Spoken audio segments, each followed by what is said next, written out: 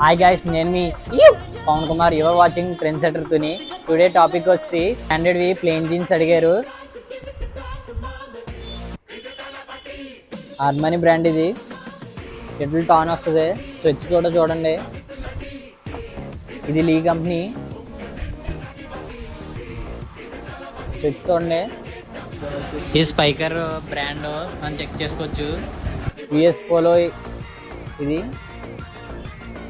Buttons కూడా చూసుకోవచ్చు మీరు.